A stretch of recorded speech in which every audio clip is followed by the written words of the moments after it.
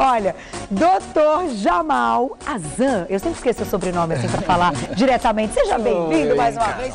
Boa tarde. Feliz ano novo. Adoro recebê-lo. Você sabe que fica à vontade. Eu adoro vir aqui. E o seu bom humor, a maneira como você explica, fica tão gostoso, o programa fica leve, ao mesmo tempo cheio de informação, isso é muito bom. Tem que ser divertido, tem que ser, né? A gente tem que informar, aprender. Não é? Verdade. É muito Agora, bom. Os mitos, meninos, alguém pode passar para mim as plaquinhas do Dr. Jamal, porque eu larguei na mesinha, e aí eu vou levantar não, eu levanto, não tem problema não. Não tem problema não. Eu tô grávida, não tô com nenhum problema nas costas, não. Eu posso levar a cara dali me olhando. Não, porque eu deixei ali sem querer, Lizinha. Isso pertence ao Dr. Jamal, ó. São as plaquinhas dele de mitos e verdades de hoje. Bom, a gente separou mitos e verdades de nariz, ouvido, garganta, porque você é um otorrinolaringologista. Exatamente. Mas se rolarem algumas perguntinhas no Twitter, de saúde em geral, a gente pode conversar um pouquinho? Com o maior prazer. Beleza, tá vendo? Eu gosto de médico assim ao vivo, então, com tudo na ponta da língua. Com certeza. Vamos, diga. Você sabe, Carol, dentro da minha área, que é ouvido, nariz e garganta, a gente tem muitas coisas que o povo fala.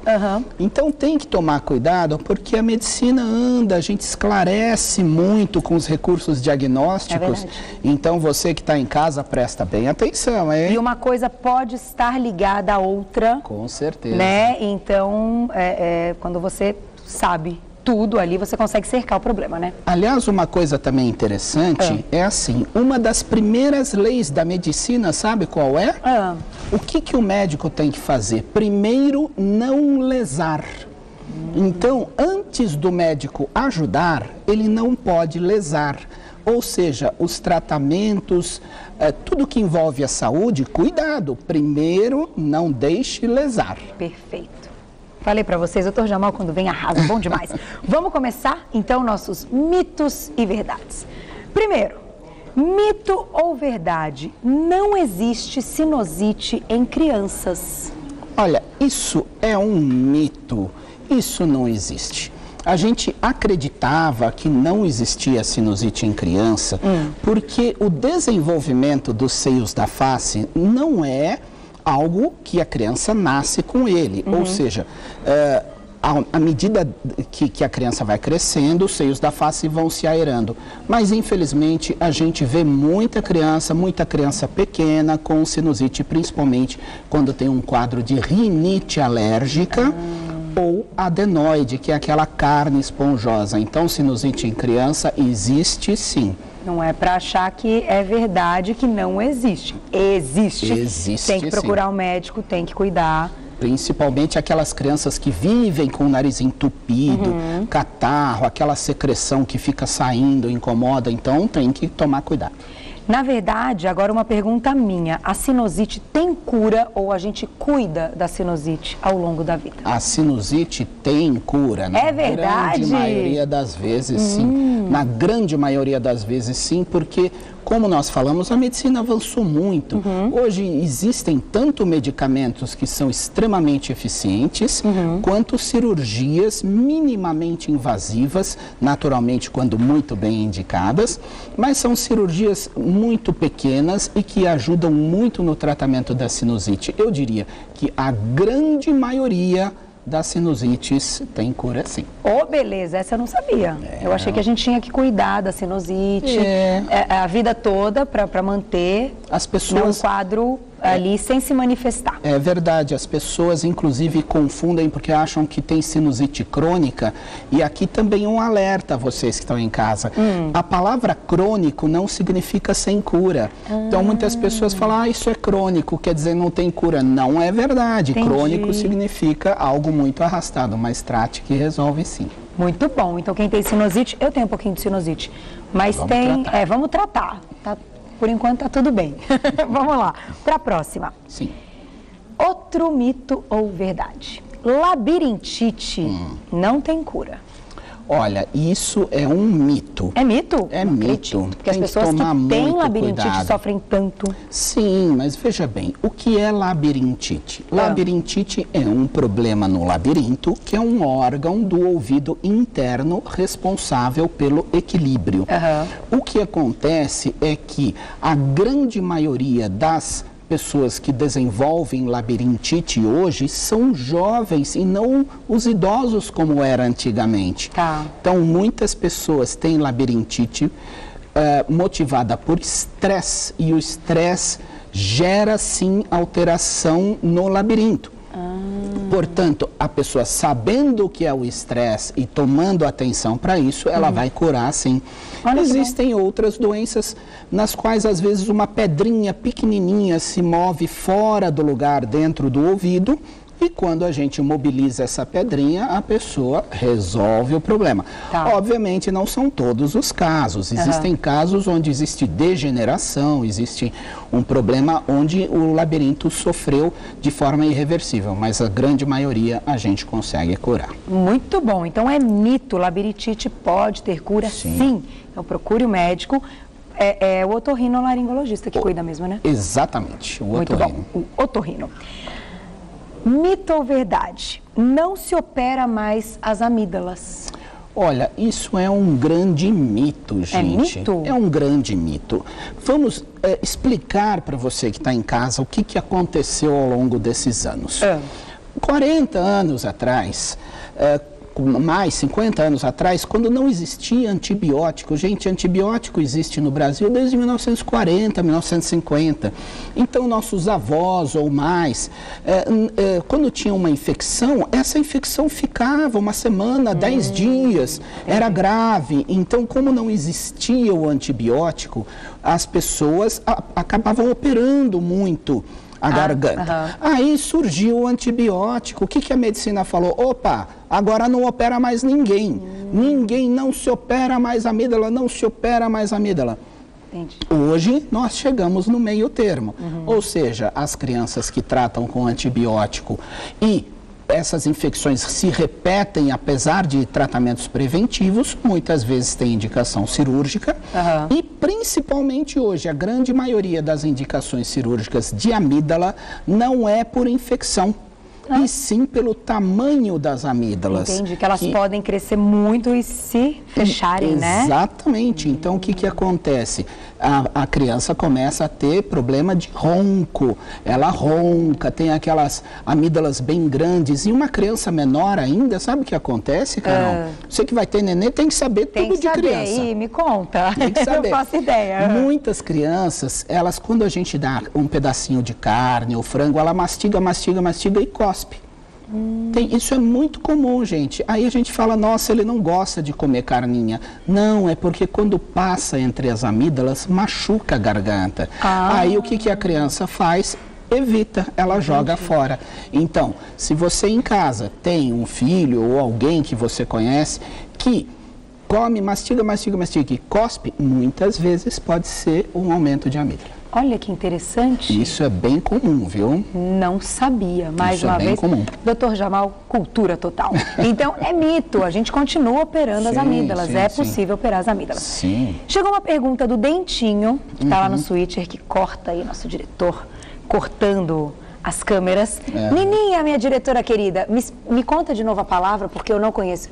Anosmia. O que é anosmia? E ele está perguntando se tem cura, se é mito ou verdade que não tem cura. Anosmia é uma palavra que significa não sentir cheiro. Tem pessoas que não sentem cheiro e essas pessoas têm que ser investigadas porque muitas vezes esse não sentir cheiro é por causa de um desvio de septo, por causa de pólipos nasais, por causa de crescimento de outras carnes como os cornetos nasais, quadros alérgicos repetidos, sinusites de repetição. Então, existem várias causas. Quando a causa é neurológica, ou seja, o nervo parou de funcionar, aí realmente a anosmia, não sentir cheiro, aí realmente é muito complicado resolver o problema. Não tem cura nesse caso? Neste caso, não. Mas a grande maioria não é falha do nervo. A grande maioria é que o ar não chega na região olfatória, porque tem uma carne entupindo, um pólipo, um desvio de septo. Então, como o ar não chega na área olfatória, não vai sentir o cheiro mesmo. E aí configura a situação de anosmia. Procure uma investigação. Então a anosmia é não sentir nenhum cheiro. Nenhum cheiro. Nada. Nada. Tem pessoas que não sentem absolutamente nada.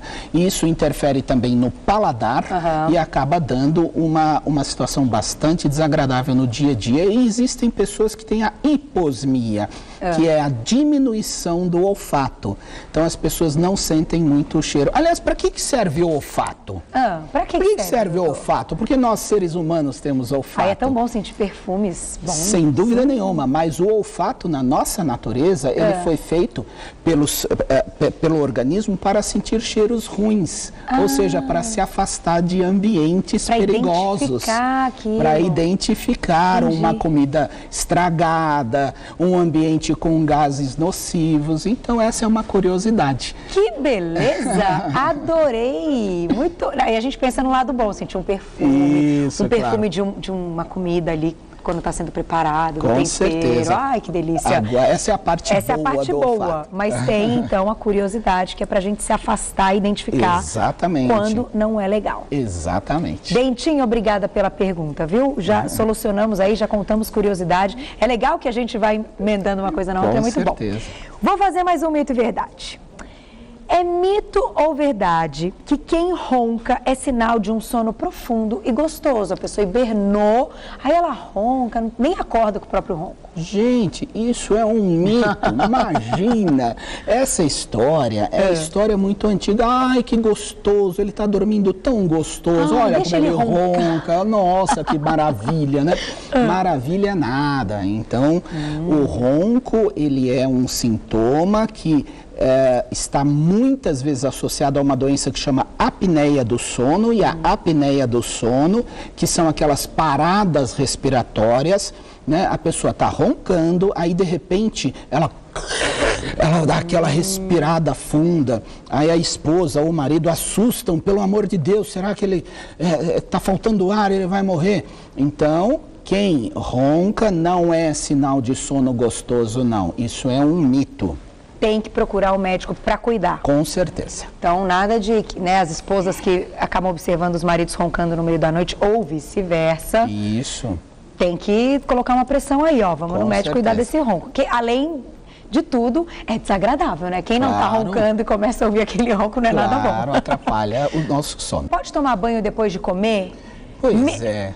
E aí, doutor? Mas você sabe que tem muita gente até hoje que não toma banho depois de comer. Pode tomar banho depois de comer. Porque acha que vai ter uma morte súbita no chuveiro. Não, de forma nenhuma. Pode se alimentar, pode tomar o seu banho de chuveiro tranquilamente, não há problema nenhum. O que acontece, por que existe então essa história, né? Na verdade, é aquele banho de banheira, no qual a água está muito quente, onde a pressão vai cair, aí sim. Então, não tome banho de banheira, não tome banho de piscina, não tome banho de mar, depois da alimentação, pelo menos 2 horas. Perfeito. Ok? Agora, banho de chuveiro pode tomar antes e depois. E aí é ótimo, no chuveiro, tranquilo, em casa, não tem problema nenhum. Aliás, tomar banho é muito bom. É bom demais. Tem que tomar banho. Agora chegou uma dúvida da Lilzinha, nossa produtora. Aí ela aí, Lilzinha querida. É o seguinte, a Lilzinha está perguntando que quando entra água no ouvido, que eu acho que isso acontece com todo mundo, a pessoa, se ficar pulando assim, chacoalhando, para tirar a água, ela vai fazendo, pulando uma perna só, isso mesmo. Chacoalhando e tentando tirar essa água, se isso é o suficiente, né, Lilzinha? Ou se isso é um problema, porque daí você fica chacoalhando a cabeça e pode acontecer alguma coisa, até uma tontura. Exato. Então, para isso eu vou mostrar aqui no nosso modelo, funciona da seguinte forma. O canal do ouvido, ele é um canal fechado lá no final que tem a membrana do tímpano, ok? Muitas vezes a água entra aqui, só que às vezes tem uma descamaçãozinha de pele, às vezes tem um pouquinho de cera, que é normal, e às vezes a água passa por cima, mas depois não consegue sair. Então, sem dúvida nenhuma, que essas manobras de virar, fazer a água sair, virar para cá, virar para lá, são manobras bastante interessantes, a pessoa pode fazer sim. Agora, se a água não sair, é porque ela ficou represada, ela ficou atrás de alguma obstrução, aí sim deve procurar o atendimento médico, porque se ela ficar lá, ela pode infeccionar a pele. Mas eu já ouvi que tem gente que pinga umas gotinhas ou de algum medicamento, não é, Luzinha? Ou já ouvi até de álcool. Isso. E aí? Aí é o seguinte, veja bem, se o médico examinar e o conduto auditivo estiver livre e a membrana do tímpano íntegra, até pode se pingar álcool. Agora, veja, isso é uma questão muito específica, é do exame daquele dia. Tá. Então, não pinguem nada, não pinguem álcool, não pinguem nenhuma substância no ouvido, porque isso, sem dúvida nenhuma, pode gerar problemas e muito graves. Muito bom. Adorei. Chegou uma perguntinha. Gente, tem várias perguntas para fazer. Então, chegando várias perguntas no Twitter, eu adoro. Deixa eu tentar entender. O que é isso, doutor? O Casion, sim. Porque está escrito de uma maneira que eu também não tinha entendido. Perguntinha da Samara. Beijo para você, Samara. Cásius, ela pergunta se cásius nas amígdalas tem cura. Isso, a sua pergunta é fantástica porque muita gente realmente tem isso. As amígdalas são duas estruturas que quando a gente olha para elas parecem bolinhas, mas na verdade elas têm vários furinhos.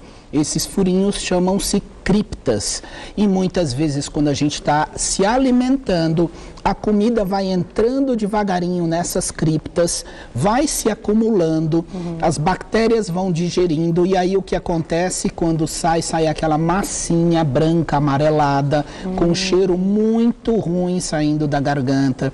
Isso leva a mau hálito, leva a um desconforto social, porque às vezes a pessoa está falando, não quer chegar perto das outras pessoas.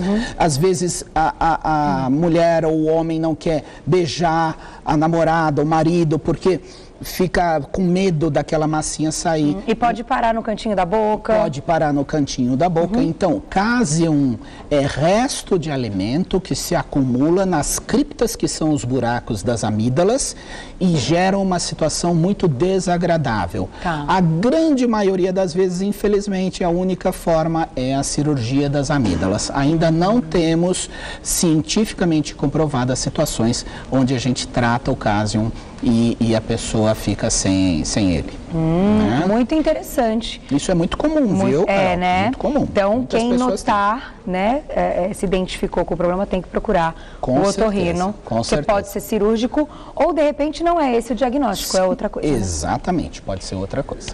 Vamos lá. Essa pergunta também é boa. Mito ou verdade? Tomar gelado ou tomar aquele sorvete, delícia, aquele picolé, agora no verão, ai que delícia, piora a dor de garganta e a gripe. Mito ou verdade? Vou me preparar com a plaquinha aqui.